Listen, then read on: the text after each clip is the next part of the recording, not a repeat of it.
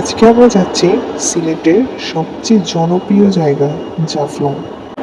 শুরু থেকে শেষ সবকিছুই থাকবে এই ভিডিওতে। আমরা খুব সকাল সকাল বের হয়ে গেলাম। সিলেট শহর থেকেই আমরা রওনা করলাম।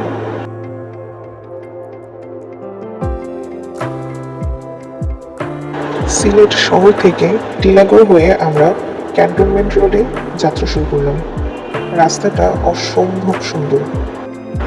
হরিপুর পার হয়ে আমরা সারিঘাটের একটা ব্রিজ পার হই। এই যে নদীটি, এটি হচ্ছে লালাখাল। এটি সিলেটের অন্যতম একটি পর্যটন স্থান, যেটা সাধারণত নীল কালার হয়। সারিঘাটের পরেই আমরা পৌঁছে গেলাম জয়ন্তাপুর উপজেলায়। সবচেয়ে সুন্দর মেঘালয়ের পাহাড় উঁচু উঁচু সারি ধরে দাঁড়িয়ে আছে, অপরূপ দৃশ্য। জাফলং যাওয়ার সময় এই রাস্তাটাই পর্যটকদের আকর্ষণ করে। যাওয়ার সময় হঠাৎই মেন রাস্তা থেকে একটু ভিতরে একটা সুন্দর জায়গা খুঁজে পেলাম। ওখানকার মানুষজন বলছিল এই জায়গাটাকে নাকি মিনি সুইজারল্যান্ড বলে।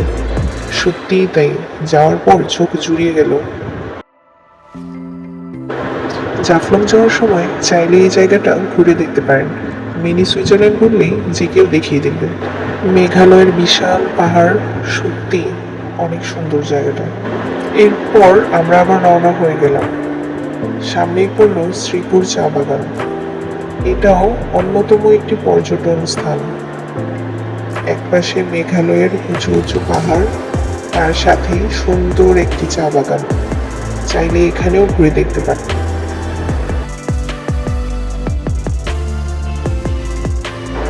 জাফলং যাওয়ার সময় একটি রিসোর্ট চোখে পড়ল। নাম হলো জয়ন্তা হিল রিসোর্ট। এখান থেকে মেঘালয়ের উঁচু উঁচু পাহাড়ের ঝর্ণাগুলো চোখ জুড়িয়ে যাওয়ার মতো দৃশ্য। খুব সুন্দর।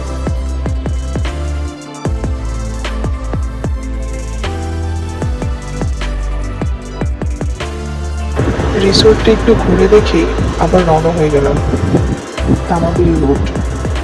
এই রোডটাও অনেক বেশি সুন্দর। জাফলং যাওয়ার পথে প্রত্যেকটা জায়গায় অনেক সুন্দর। এই জন্যই জাফলং পর্যটকদের জন্য একটি অন্যতম স্থান। অবশেষে আমরা চলে আসলাম জাফলং জিরো পয়েন্ট। এখানে রাস্তাটা একটু খারাপ, সাধারণত অটো বা সিএনজি এদিক দিয়ে আসে, বা ম্যাক্সিমাম মানুষ এখানে হেঁটেই যায়।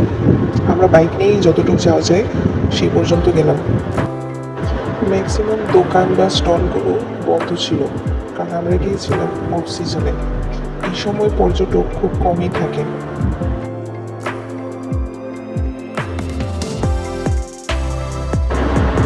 এই যে দেখতে পাচ্ছেন ব্রিজটা, এটাই হচ্ছে মেঘালয় ব্রিজ, ইন্ডিয়া। এক পাশে ইন্ডিয়া আর এক পাশে বাংলাদেশ, মাঝখানে বর্ডার। এবার বলি জাফলংয়ে বাসে যাওয়া আসার ভাড়া কেমন।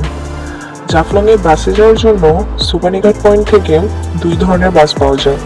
একটা হচ্ছে লোকাল আর একটা হচ্ছে গেটলক। লোকাল বাস ভাড়া সাধারণত 120 বা 130 টাকা, আর গেটলকের ভাড়া 150 টাকার মতো। সিলেটের দরগা গেট থেকেও আপনারা বাইকে আসতে পারেন। ওখানে বিভিন্ন জায়গায় বাইক ভাড়া দেওয়া হয়। আমরা এসেছিলাম বাইকে। বাইকের ক্ষেত্রে দুইজন আসলে যাওয়া আসার কস্ট অনেকটাই কমে যায়। এবার বাড়ি ফেরার পালা। খুব সহজেই আপনারা সিলেট থেকে ডে ট্যুর দিতে পারেন জাফলংয়ে।